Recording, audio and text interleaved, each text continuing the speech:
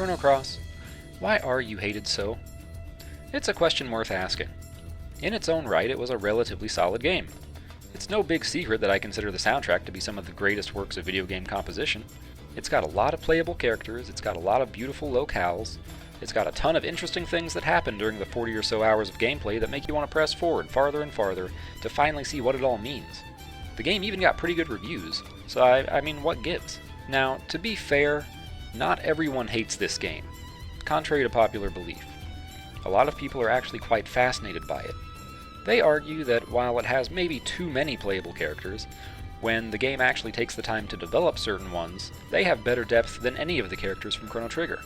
They argue that, while the storyline eventually does become much more complex than anyone is expecting, it is possible to understand if you really take the time to study it, and then be willing to accept that some things are just not going to be explained or understood, and then you can actually be satisfied with the storyline.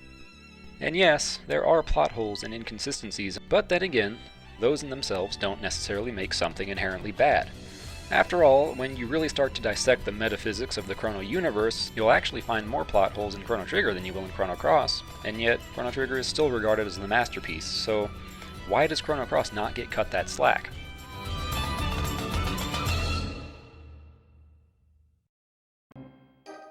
Well, let's go ahead and break down why this game was harshly received 1 point at a time, and just so you know, I don't hate this game, but I can definitely understand why you would. It's hard to say what fans were expecting from a sequel to Chrono Trigger, but whatever it was, Chrono Cross wasn't it. Saying that Chrono Cross wasn't what fans were expecting is kinda like saying, there were one or two people that were somewhat disappointed with the series finale of Lost. It's a pretty huge understatement. People had been waiting for this game for years, and when they finally got it, did they get time travel? Did they get a bunch of interesting tie-ins to their beloved Chrono Trigger? Did they get lots of satisfying backstories and explanations as to what happened to all their favorite Chrono Trigger characters? Well, what did they get then?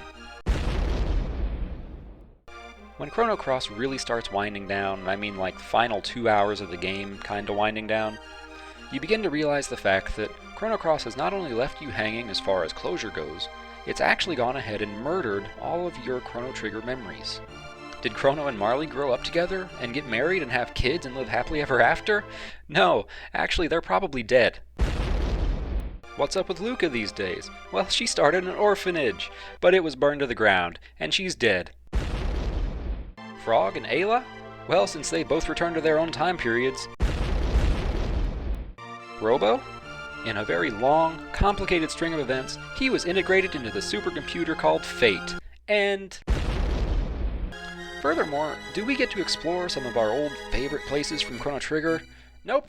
Cross takes place in another part of that same world, and besides, Guardia Kingdom was attacked by another kingdom between the events of Trigger and Cross, and may or may not even exist anymore. I mean, Chrono, Marley, and their families might have been frickin' beheaded for all we know. During Chrono Cross, it gets explained to you that by running around all over the place through space-time, jacking with history and saving the world, you actually really screwed stuff up in the grand scheme of things. You created and destroyed futures. You sent entire timelines and dimensions into the space-time graveyard known as the Darkness Beyond Time.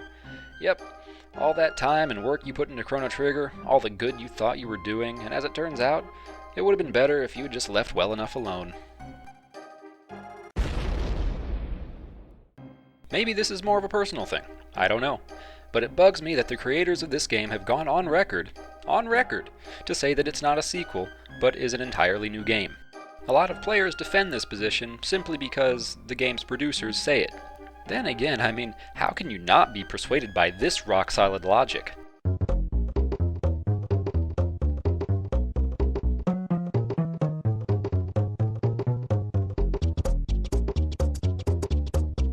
But to everyone that believes that Chrono Cross is not really a sequel to Chrono Trigger, let me go ahead and debunk that just real quick, using the dictionary.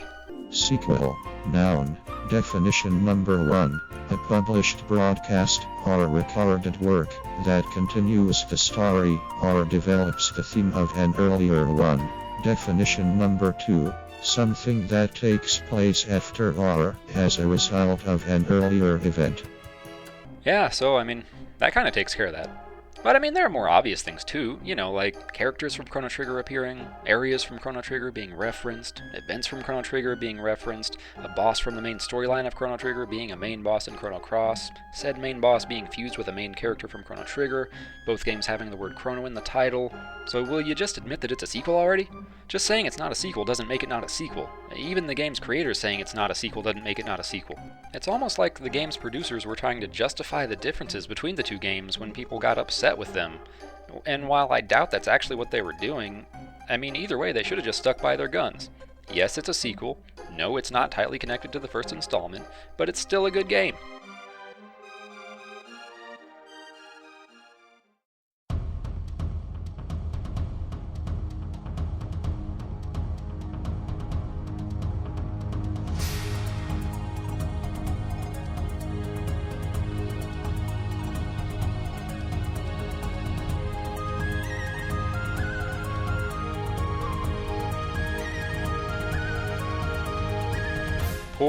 Poor Chrono Cross.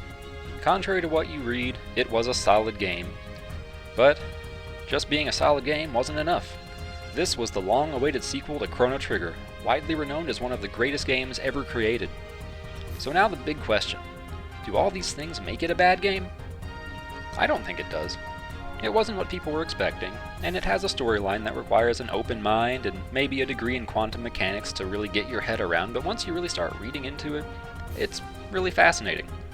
It can really be said that most of the story of Chrono Cross happens outside the realm of the playable game, and personally I love stories like that, as well as stories that intentionally leave certain things vague or unexplained just so people can speculate about them later. In fact, this is already popular in movies and books, and even though this is a video game and not a movie or a book, the storyline still does that and it does it well. I don't know, maybe Chrono Cross was just ahead of its time. The whole situation kind of reminds me of what happened to Star Fox Adventures. You probably know about it. It started as a game called Dinosaur Planet, but partway through the development they slapped Fox McCloud on the cover, I guess because people wanted a new Star Fox game and they thought this would work, but it wasn't what people were expecting, or wanting from a Star Fox game, and so the game didn't do well. And if they would have just released it as Dinosaur Planet, in the long run the game probably would have sold better. I mean, come on, it was a frickin' Rare title. If it got good reviews, people would have bought it. In the same manner, if Chrono Cross wasn't a Chrono game, maybe it would have been more appreciated in the long run. Maybe it wouldn't have been so, in a really ironic sense, held back by the Chrono name, just like Star Fox Adventures was held back by the Star Fox name.